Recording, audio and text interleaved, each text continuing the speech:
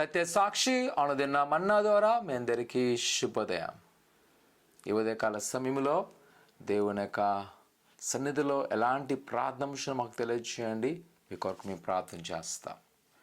నేటి యొక్క వాగ్దానము 1 పేతురు పత్రిక 5వ అధ్యాయము 8వ వచనం. మీ చింత యావత్తు ఆయన మీద వెయ్యుడి.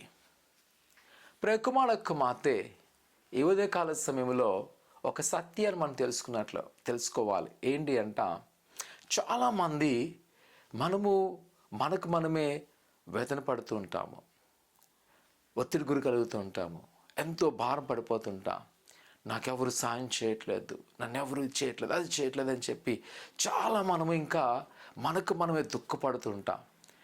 దానికి కారణం ఉంది. ఎందుకంట ఈ లోకంలో ఎవరు మన యొక్క ప్రయాసాన్ని పంచుకోరు, మన యొక్క ఆపదను పంచుకోరు. అంటారు చాలామంది కింద నీకు సాగుంటాను, కానీ అవసరమైనప్పుడు ఏ ఒక్కరు ఉండరు. ఇక్కడ దేవుని యొక్క వాక్యం చెప్పింది, మీ చింత యావత్తు నా మీద వేయండి, ఎందుకంటే నేను మీ కొరకు చింతిస్తున్నాను. నిజమైన ప్రసంగమా, ఇది నా జీవితం నుంచి అనుభవంలో చూస్తున్నాను. చాలాసార్లు ఒకవేళ ఈరోజు నాకున్న పరిస్థితి ప్రకారం చూస్తున్నప్పుడు ఎంతో భారం అనిపిస్తుంటుంది. కానీ ఏ మనుషుల కంటే ఆ భారం అంతా నేను ప్రభుని యేసు మీద నెట్టివేస్తాను.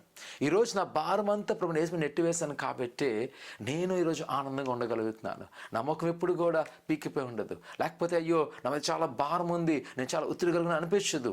ఎందుకంటే నా ప్రసంగమా, నా దేవుడు నా కొరకు చింతిస్తున్నాడు.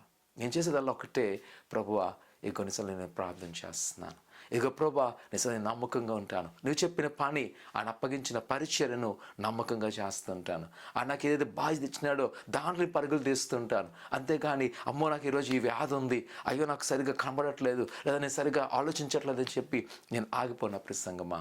ఎందుకంటే ఆ భారం నేను ప్రభుని యేసు మీద పెట్టినప్పుడు ఆయన చింతంతా తీసుకొని ఆయన తన బలాన్ని ఇస్తున్నాడు, తన శక్తిని ఇస్తున్నాడు, తన ఆలోచన ఇస్తున్నాడు, తన జ్ఞానాన్ని ఇస్తున్నాడు. ఒకవేళ ఈరోజు నేను బయటకు వెళ్ళేటప్పుడు ఎవరితో ఎలా మాట్లాడాలి, లేదా నేను వెళ్ళేటప్పుడు ఒకవేళ నేను ఎవరైనా చెల్లించి వస్తుంది, వారు వెళ్ళినప్పుడు నా మాట విన్నప్పుడు వారు వినగలుగుతున్నారు. కారణం ఏమిటంటే నా కొరకు నా ప్రభు చింతిస్తున్నాడు కాబట్టి ఆయన నాకు విజయం ఇస్తున్నాడు.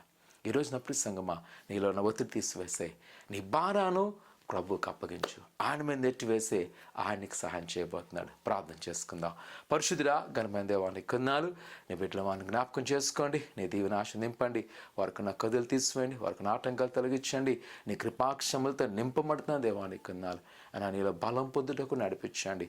ఆయన ఏది అడుగుతుండగా వాటిని నెరవేరుస్తూ ఎదుగో ప్రభా నీ కృపాక్షాలు నింపండి. ఆయన మరుముఖ్యంగా వారి యొక్క చింతంతని మీద నెట్టివేస్తుండగా ప్రభా ఆయన మీరే వారిని నడిపించమని నమ్మడుతున్నాం తండ్రి, ఆమెన్.